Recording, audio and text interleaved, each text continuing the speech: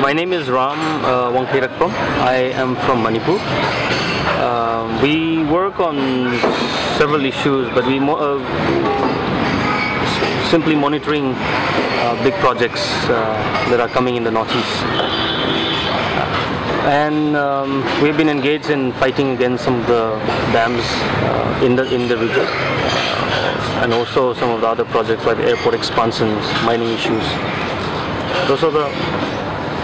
What are the in Manipur? What are the big dam issues that are currently being fought? There are two, three things. One is a project which is not yet built, which is the famous Tipaimukh Dam, because Bangladesh is involved, so it's become kind of an international issue.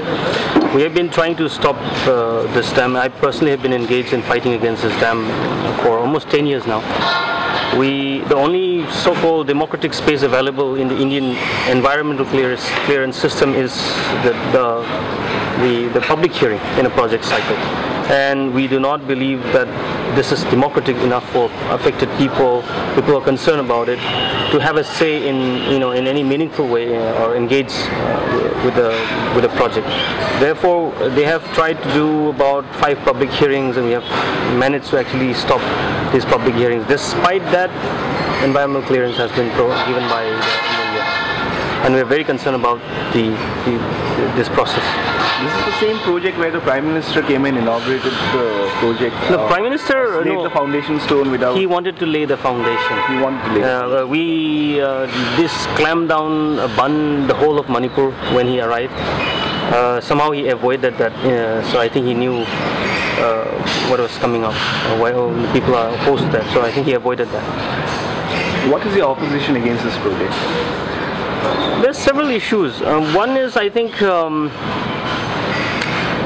that it's been like brought from top down, just brought it like that, and then you want to build a dam. I mean, that is unacceptable. Without going into the details of the detailed environmental impact assessment, what are the different aspects of it, without going into that, just from people's view and why people are stopping at the moment is, you cannot just do that. You have to bring people into account. And if you would look at the Northeast, there's so many people who are struggling, fighting for a certain amount of autonomy, certain amount of independence.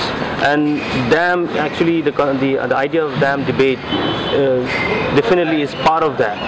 When we talk about the movements, the different movements, even in Assam, even in Arunachal, issue of self-determination, not necessarily about independence, but about having some certain freedom.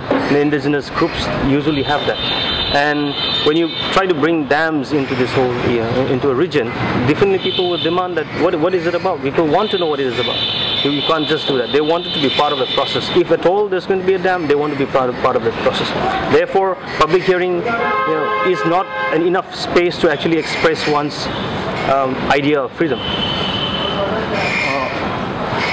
What are the other issues? One is Tipaimukh. You also had previous experience from the Loktak project.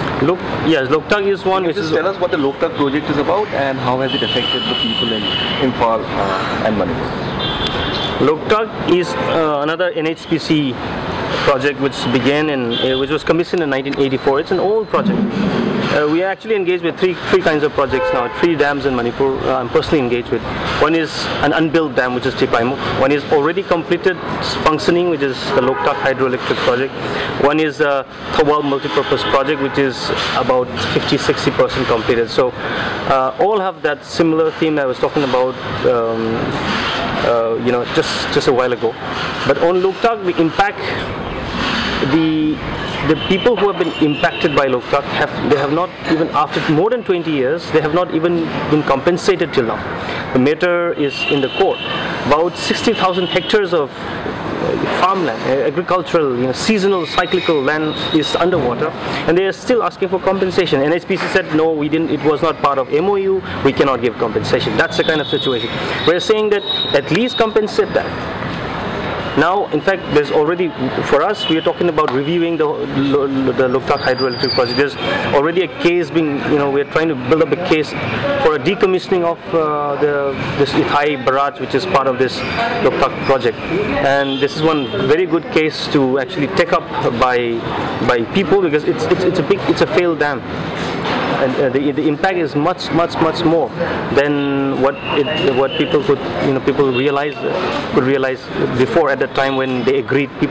Surrounding people agreed that okay, if it's going to bring some development, some economic benefit, some electricity to the people, go ahead. But then, so has Loktak been a case of once bitten, twice shy?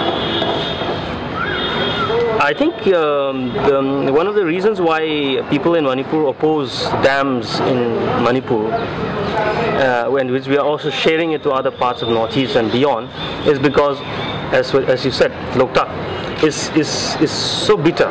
The experience is so bitter that when other people want to come and build dams, you just raise your tentacles. And we have had already really bad experience with Loktak. We need to know what you're going to do. And that's the question.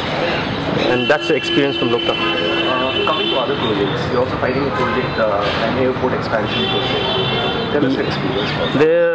It's the Imphal Airport Expansion Project, which they say Airport Authority of India is saying that they will expand the project, the airport, to an international standard. I don't know what that means. So we asked. They started land acquisition. The government started land acquisition. So we went to the court. We didn't have any choice. Even 7 villages would be impacted by this. The first element of this project is that this airport, Imphal Airport, also known as Tulihill Airport, was first built during the British time, during the war, Second World War, and they required, when the Japanese were attacking, they needed this piece of land.